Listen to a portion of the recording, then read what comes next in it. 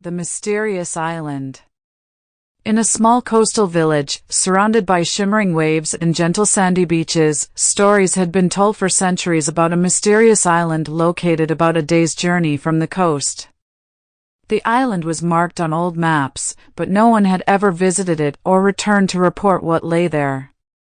Rumors spoke of treasures, lost civilizations, and even magical creatures, but no one truly knew what secrets it held. One summer day, as the sun shone high in the sky and a gentle breeze wafted through the village, four friends, the most curious and adventurous of the village, decided to uncover the mystery of the mysterious island. Emma, Paul, Lena, and Max had been inseparable since childhood and had experienced many adventures together. This time, however, they wanted to discover something even greater. "Why not today?" Emma suggested. "The weather is perfect, and we've got everything prepared." The others eagerly agreed. They packed their backpacks with provisions, ropes, a map of the coastal area, and some flashlights, and made their way to the harbor where their small boat awaited. With the boat, they set out across the gentle waves toward the mysterious island. The journey across the open sea was calm and peaceful. The sun blazed in the sky, and the sea was as smooth as glass. After several hours, they finally spotted the island's silhouette on the horizon. The island was surrounded by dense vegetation and high cliffs, looking both inviting and mysterious. As they landed on the beach, they were struck by the lush vegetation. The trees were so tall that their canopies obscured the sky, and the ground was covered with thick vines and colorful flowers.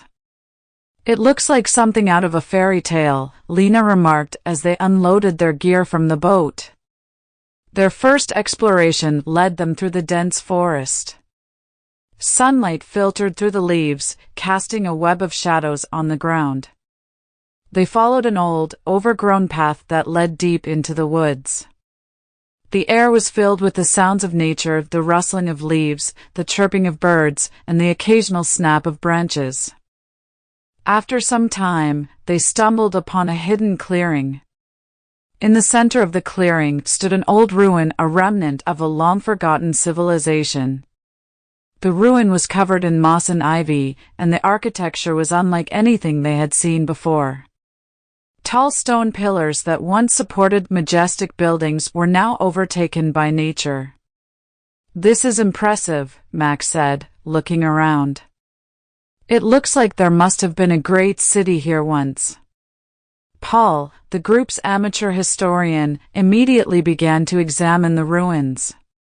He discovered ancient inscriptions on the stones written in a language they did not understand.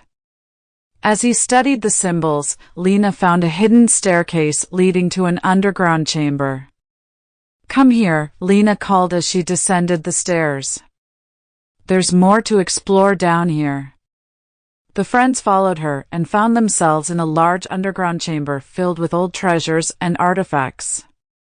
Gold coins, jewel-encrusted jewelry, and strange relics were scattered around. In the center of the room stood a large, intricately carved stone altar with a mysterious chest on top. Emma, the most curious of the group, approached the chest and tried to open it. After some effort, the chest finally gave way, revealing an old, yellowed book and a key.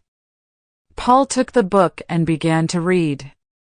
It was a diary written by a mysterious adventurer who had been stranded on the island many years ago.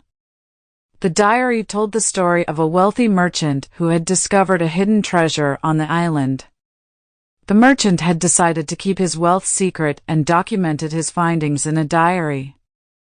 He had also described that the treasure was guarded by an ancient curse, and only someone with a pure heart and great courage would be able to find the treasure and break the curse. "That sounds like a real treasure hunt," Lena said excitedly. "But what about the curse?"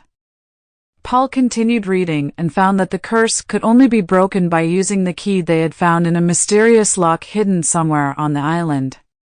The map included with the diary showed the location of the lock, which was concealed within the ruins. the friends set out to find the lock. It was a challenging adventure, requiring them to climb through dense foliage and over rocky cliffs. Eventually, they discovered a hidden gate secured with a complex lock. With trembling hands, Emma inserted the key into the lock and turned it. The lock clicked, and the gate slowly opened. Behind it lay a secret chamber filled with even more treasures and a mysterious glowing crystal orb. The crystal orb emitted a warm, soothing light, and the atmosphere in the room immediately changed. "I think this is the source of the curse," Paul said. "We should handle it carefully." The friends took the crystal orb and the treasures and made their way back to the beach. On their return journey, they discussed what to do with their findings. They decided to exhibit the crystal orb and the treasures in a local museum so that others could learn about the history and secrets of the island. When they finally returned to the village, they were greeted as heroes. The villagers were thrilled with the stories and treasures the friends had brought back. The mysterious island was no longer just a legend but a place of adventure and history. The friends had not only experienced a grand adventure but had also unveiled the mystery of the mysterious island and preserved a part of its history for future generations. From then on, the village told tales of the brave adventurers who had discovered the secrets of the mysterious island, and the island became a popular destination for curious explorers.